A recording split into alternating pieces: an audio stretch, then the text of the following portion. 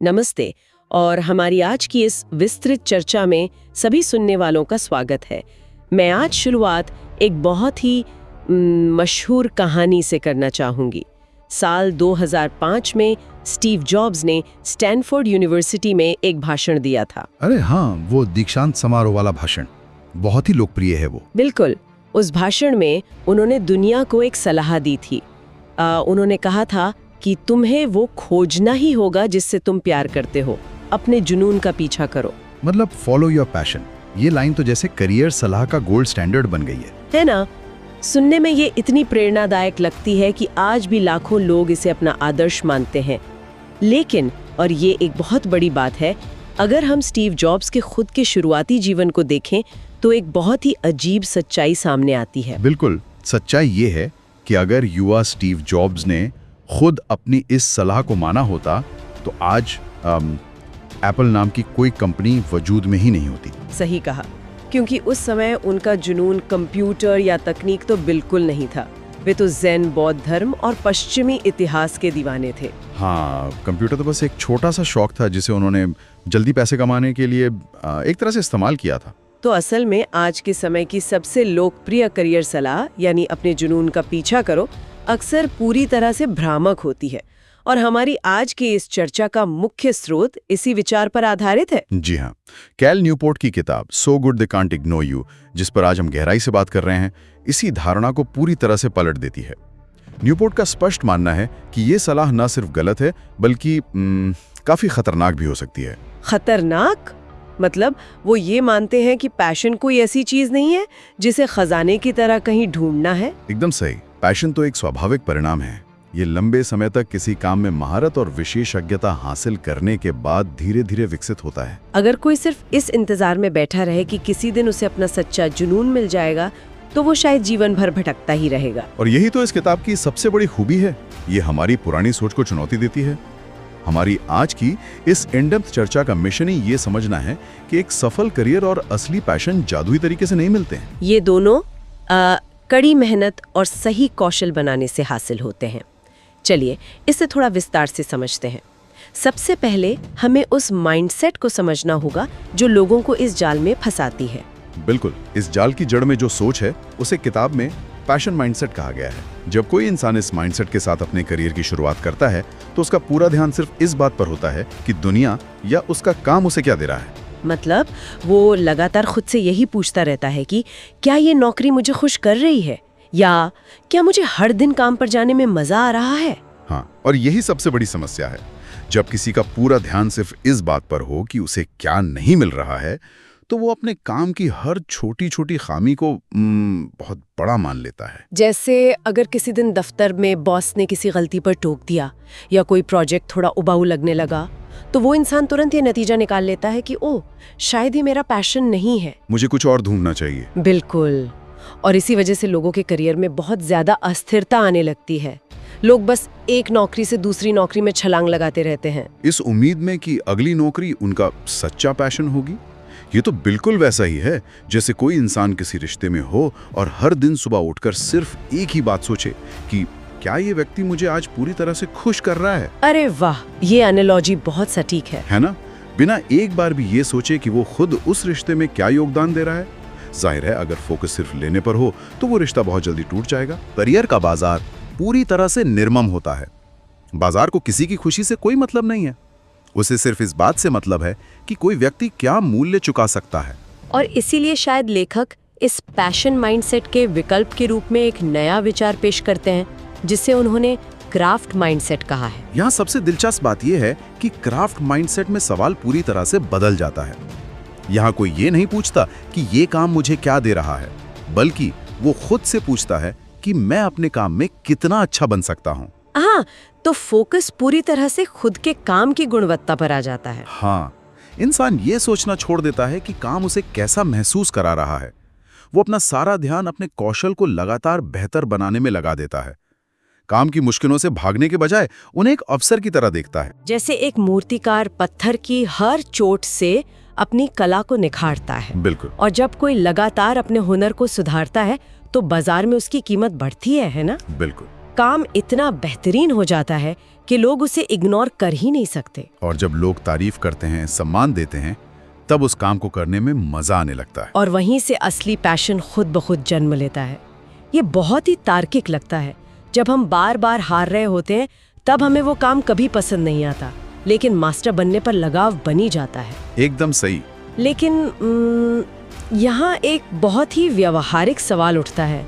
जब कोई इंसान क्राफ्ट माइंडसेट अपनाकर दिन रात मेहनत करके नई चीजें सीख रहा है, तो वो असल में क्या जमा कर रहा है? और यहीं से हमारी आज की चर्चा का सबसे महत्वपूर्ण सिद्धांत सामने आता है, करियर कैपिटल। ये इस पूरी किताब की नींव है। इसे समझे बिना आगे बढ़ना मुश्किल है। तो करियर कैपिटल का मतलब है वे मूल्यवान कौशल और गहरे अनुभव जो किसी के पास होते हैं। हाँ, लेकिन इसमें एक बहुत ही सख्त शर्त है। ये कौशल सिर्फ मूल्यवान ही नहीं होने चाहिए, बल्कि वो दुर्लभ भी होने चाहिए। ऐसी खूबियां जो आसानी से हर किसी के पास नहीं मिलती। दुर्लभ कौशल। तो क्या हम इस करियर कैपिटल को एक तरह का बैंक बैलेंस मान सकते हैं? बैंक बैलेंस मतलब किस तरह से? मतलब जैसे हम पैसे कमाकर बैंक में जमा करते हैं, वैसे ही हम मेहनत और क्राफ्ट माइंडसेट से हुनर का बैलेंस जमा कर रहे हैं। और जितना ज़्यादा हमारे पास ये स्किल्स का बैलेंस होगा, भविष्य में हम करियर के बाजार से उतनी ही ज़्यादा आज़ादी खरीद पाएंगे, है ना? ये बैंक बैलेंस का उदाहरण काम का है, लेकिन इसमें एक बहुत बड़ा पेच है। बैंक में रखे हुए पैसे समय के साथ ब्याज जुड़ने से बढ़ते हैं, भले ही इंसान कुछ ना करे। लेकिन हुनर के साथ ऐसा नहीं होता। मतलब सिर्फ अनुभव काम नहीं आता? नहीं। अगर कोई एक ही काम को 10 साल तक बिना कुछ नया सीखे कर रहा है, तो उसके पास 10 साल का अनुभव नहीं है, उसके पास बस 1 साल का अनुभव है जिसे उसने 10 बार दोहराया है। करियर कैपिटल बनाने के लिए मनोविज्ञान में जिसे डेलिब्रेट प्रैक्टिस या जानबूझकर किया गया अभ्यास कहते हैं, उसकी जरूरत होती है। हाँ, जानबूझकर किया गया अभ्यास। ये सामान्य काम से अलग कैसे है? बहुत अलग है। सामान्य काम में हम वही करते हैं जिसमें हम सहज महसूस करते हैं, लेकिन जानबूझकर किया गया अभ्यास तब होता है जब कोई अपनी क्षमता की सीमा से बाहर जाकर काम करता है।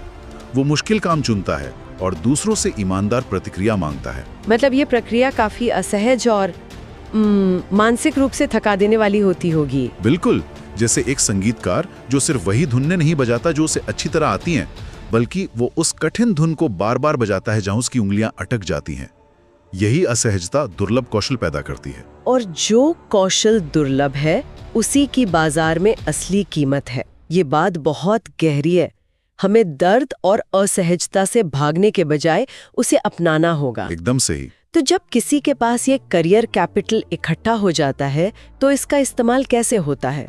यहाँ सबसे पहला इनाम जो किताब बताती है, वो है काम पर नियंत्रण या कंट्रोल। हाँ, जब किसी के पास दुर्लभ हुनर का भंडार होता है, तब वो असल में अपने काम और करियर पर नियंत्रण हासिल कर लेता है। वो ये तय कर सकता है कि वो क्या काम करेगा, कैसे करेगा और कब करेगा। जैसे काम के लचीले घंटे।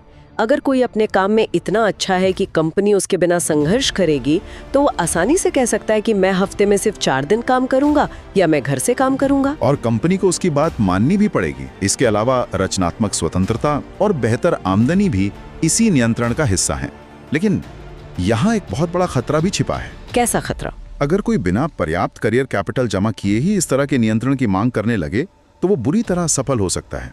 मान लीजिए एक नया कर्मचारी अपने बॉस से कहे कि उसे घर से काम करने की आज़ादी चाहिए, क्योंकि यही उसका पैशन है। ऐसी स्थिति में शायद उसे नौकरी से ही निकाल दिया जाए। बिल्कुल। नियंत्रण हासिल करने के लिए पहले खुद को अपूरणीय या इरिप्लेसेबल बनाना पड़ता है। नियंत्रण की मांग तब तक नहीं की जा सकती जब तक उसे खरीदने के लिए पर्याप्त हुनर की मुद्रा न हो। यहाँ मामला सच में बहुत दिलचस्प हो जाता है, क्योंकि नियंत्रण और अच्छे पैसे कमा लेने के बाद इंसान की कहानी खत्म नहीं होती। जब पेट भर जाता है तो दिमाग के गहरे सवाल की तरफ भागता है, मेरे काम का असल मकसद क्या है? हाँ, इंसान हमेशा एक अर्थ ढूंढता है। और यहीं से किताब का अगला बड़ा सिद्धांत सामने आता है, मिशन। हर कोई जीवन में एक मीनिंगफुल मिशन चाहता है, कोई बड़ा सकारात्मक बदलाव लाना चाहता है, लेकिन ये मिशन आसमान से नहीं टपकता। मतलब जब तक हम किसी विषय के मास्टर नहीं बन जाते, हमें पता ही नहीं चलता कि असल में नई खोज कहाँ की जा सकती है। बिल्कुल। हर क्षेत्र में ज्ञान की एक सीमा होती है, एक अंतिम छोर होता है। जब कोई क्राफ्ट माइंडसेट के साथ सालों मेहनत करता है, तब वो ज्ञान के उस बिल्कुल अंतिम छोर तक पहुंच जाता है। केवल तभी उसे उस क्षेत्र की असली समस्याएं दिखाई देने लगती हैं। तो एक वैज्ञानिक को अपनी पहली क्लास में ही कैंसर का इलाज ढूंढने का स्पष्ट मिशन नहीं मिल जाता। एकदम नहीं। वो सालों तक बुनियादी बातें पढ़ता है, लैब में पसीना बहाता है, और जब वो ज्ञान की सीमा तक पहुंचता है तब उसे समझ आता है कि किस खास कोशिका पर काम करने से कोई नई दवा बन सकती है। वो विशिष्ट खोज उसका असली मिशन बनती है। ये सचमुच एक बहुत ही शक्तिशाली विचार है। मिशन महारत हासिल करने के बाद अंदर से पैदा होता है। लेकिन मुझे यहाँ थोड़ा रुकना होगा।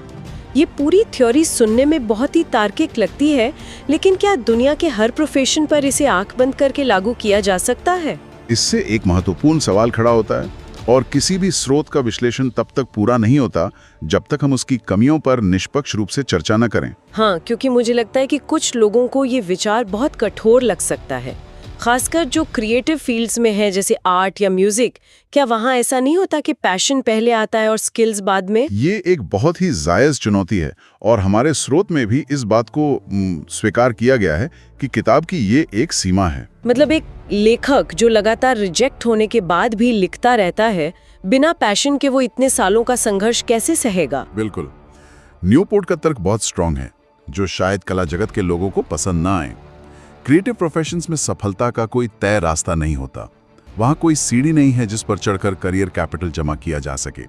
वहाँ शायद पैशन और हुनर का विकास एक साथ होता है। तो इस किताब का नियम रचनात्मक क्षेत्रों में पूरी तरह फिट नहीं बैठता? हाँ, इसकी सीमाएं हैं, लेकिन ध्यान देने वाली बात यह है कि फिर भी इसे बेहतरीन रेटिंग मिली है, क्योंकि दुनिया की 95% से ज्यादा आबादी उन अत्यधिक रचनात्मक क्षेत्रों में काम नहीं कर रही है। ज्यादातर लोग नौकरी ढूंढने वाले, पेशेवर या व्यापारी हैं। उनके लिए ये सलाह बेहद प्रैक्टिकल और रियलिस्टिक है। ये बात बहुत मायने रखती है। ये किताब हमें हवाई मोटिवेशन से बाहर निकालकर जमीन पर लाती है। ये सिखाती है कि महान काम करने के लिए सिर्फ सपने देखना काफी नहीं है, बल्कि दुनिया को कुछ मूल्यवान देना पड़ता है। बिल्कुल सही कहा। तो इस सब का क्या निष्कर्ष निकलता है? अगर हम इस पूरी चर्चा को समेटें तो साफ है कि पैशन के पीछे भागना छोड़कर हमें अपनी स्किल्स और मास्टरी पर फोकस करना चाहिए। हाँ, जब कोई खुद को इतना निखार लेता है कि लोग उसे इग्नोर नहीं कर पाते, तब सफलता और पैशन दोनों उसके कदम चूमते हैं। मतलब सफल करियर पैशन से नहीं बनता, बल्कि पैशन एक सफल करियर का परिणाम है। एकदम सही। और इस एपिसोड का अंत करते हुए मैं सुनने वालों के लिए एक गहरा सवाल छोड़ना चाहूंगा। अगर पैशन कोई ऐसी चीज नहीं है जिसे ढूंढा जाए, बल्कि कोई ऐसी चीज है जिसे बनाया जाए, हाँ, तो आज आप अपनी दिनचर्या में ऐसा कौन सा छोटा सा कौशल निखार रहे हैं जो अगले 5 सालों में आपका सबसे बड़ा जुनून बन सकता है? ये सोचने वाली बात है। बहुत ही शानदार विचार। आज की चर्चा में जुड़ने के लिए धन्यवाद। सीखते रहिए और अपने हुनर को निखारते रहिए।